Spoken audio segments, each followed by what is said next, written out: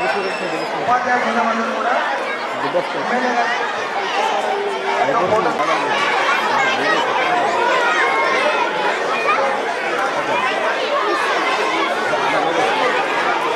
లక్ష్మీబాయి విఠల్ గుప్తా కాటేపూడి రాష్ట్ర ఆధ్వర్యంలో పేద విద్యార్థులకు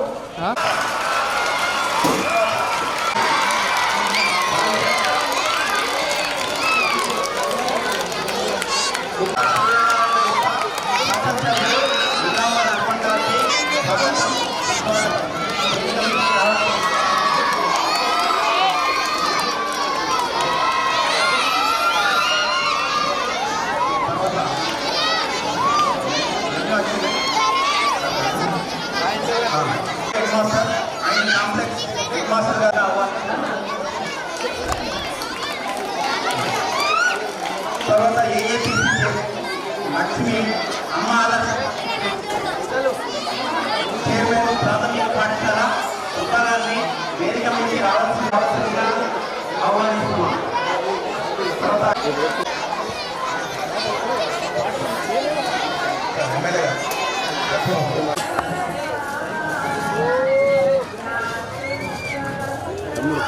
వెనకకి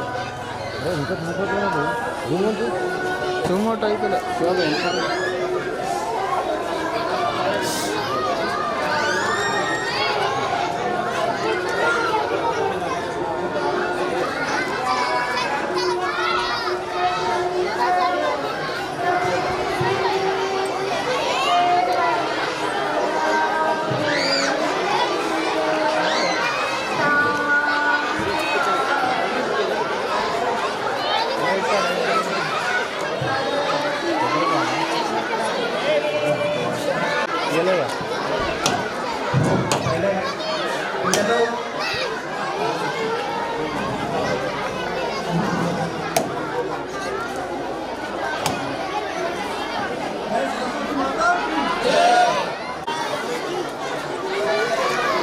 ఓకే అన్న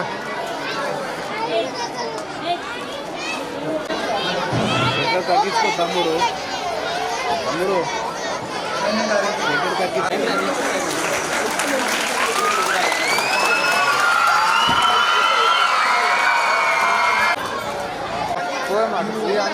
లెక్క పండుకుంది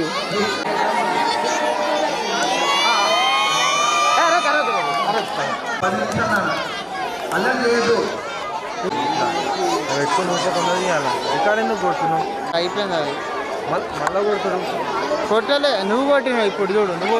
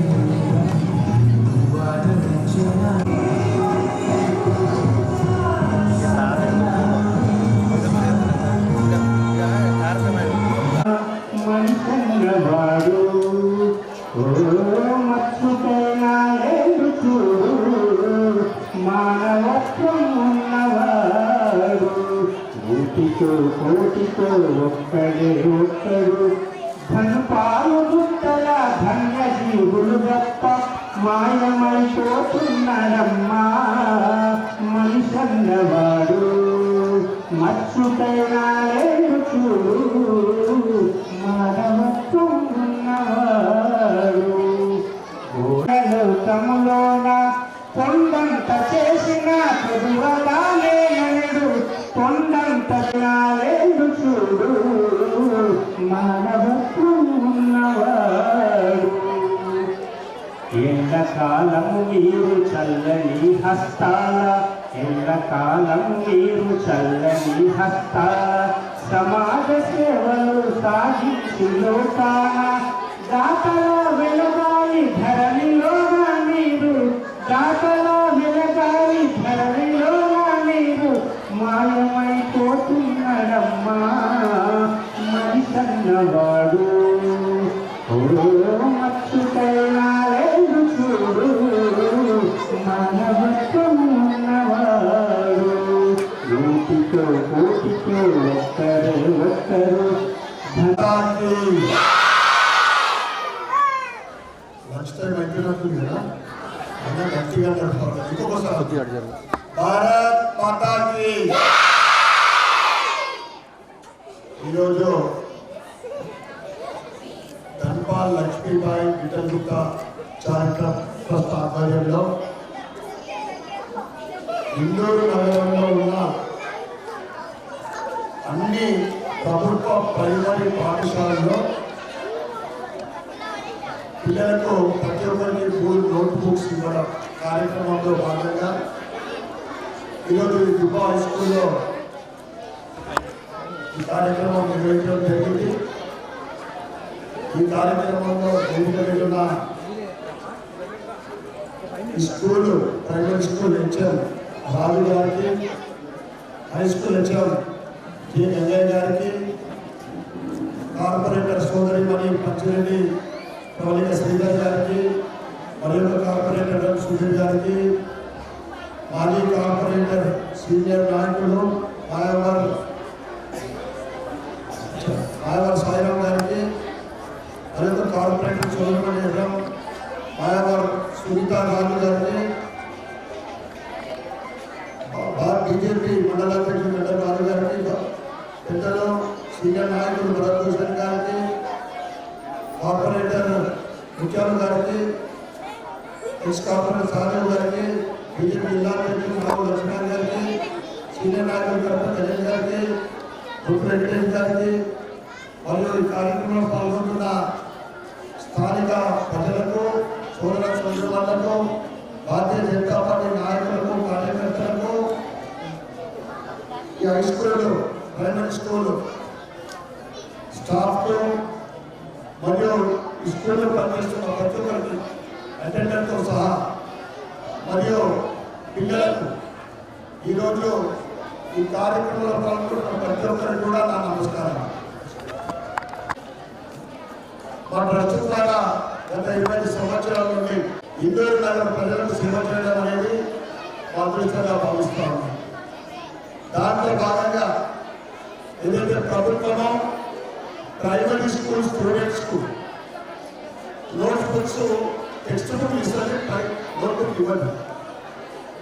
అందుకే నిజామాబాద్లో ఉన్న ప్రతి ప్రైమరీ స్కూల్ స్టూడెంట్స్కు ప్రతి ఒక్కరికి ఒక 3 నోట్ బుక్లు, ఒక పెన్ను ఇవ్వాలనే సంకల్పము ఈ కార్యక్రమానికి సహకరిస్తున్న మరియు పాల్గొన్న ప్రతి ఒక్కరికి కూడా నా యొక్క నమస్కారాలు. వాళ్ళందరికీ కూడా నేను ధన్యవాదాలు చెప్పుకుంటాను. ముఖ్యంగా ఆలస్యమైందా ఒక 15 నిమిషాలు సైలెంట్ కూడా, ఎందుకంటే ఇక్కడ హై స్కూల్ పిల్లలు కూడా ఉన్నారు. ఈ నోట్బుక్స్ మాత్రం ప్రైవేట్ స్కూల్ ఇస్తాం, మీకు నోట్బుక్స్ ప్రభుత్వం నుంచి వస్తాయి కదా. మీరు ఇందూరు నగరంలో ఒక గవర్నమెంట్ స్కూళ్ళల్లో చెప్పుకోదగ్గ స్కూలు దుబ్బా హై స్కూల్. మీరందరూ కూడా నిజంగా చాలా గర్వపడాలి. ఎందుకంటే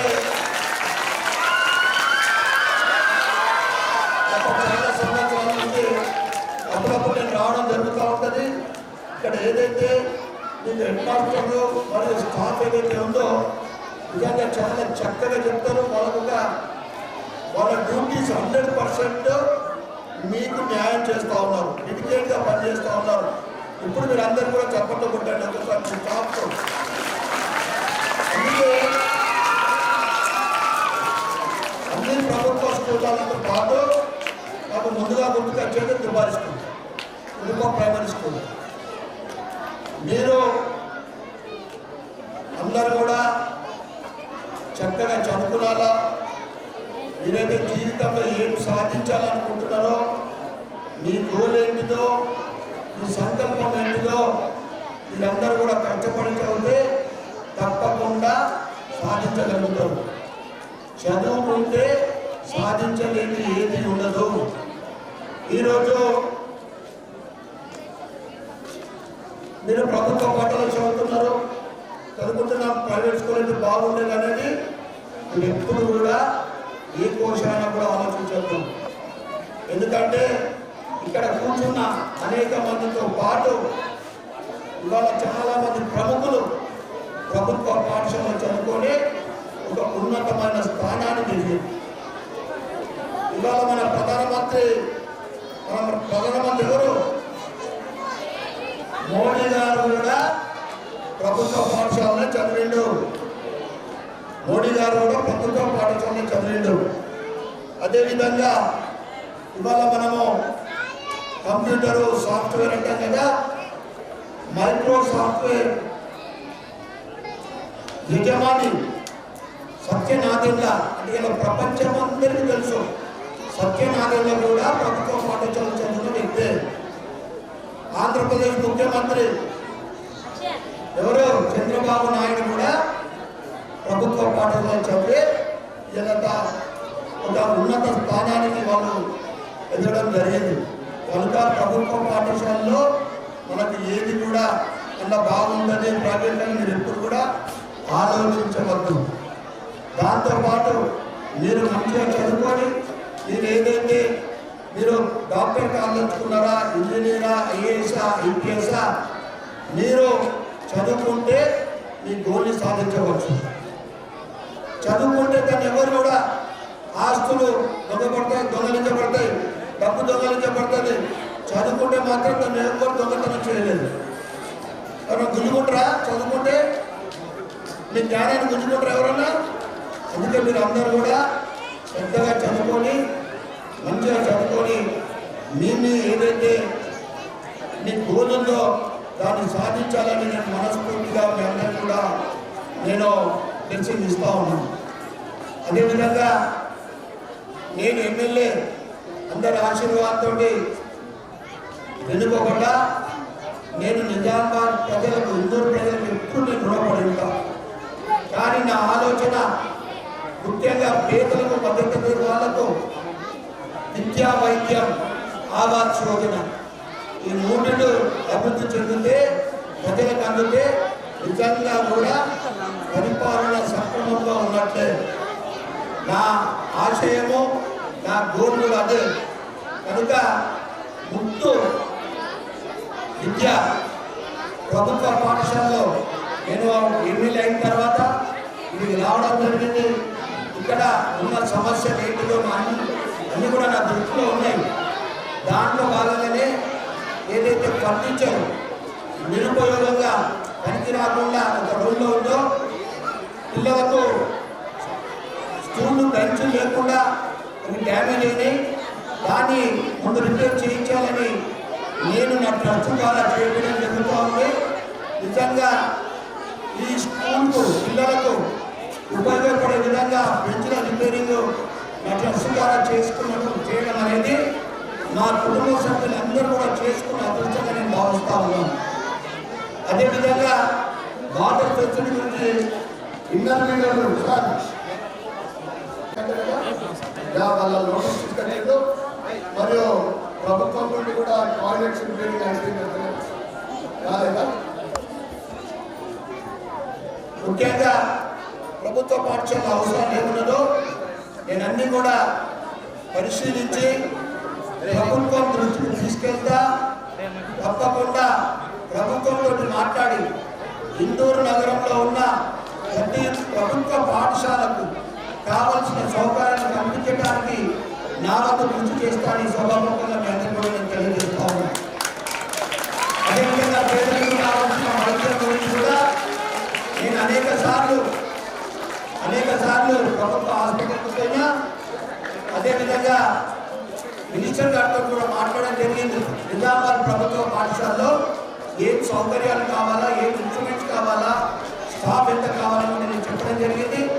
తప్పకుండా ఇప్పటి వరకు ఏంటంటే నేను ఎడ్యుకేషన్ విషయంలో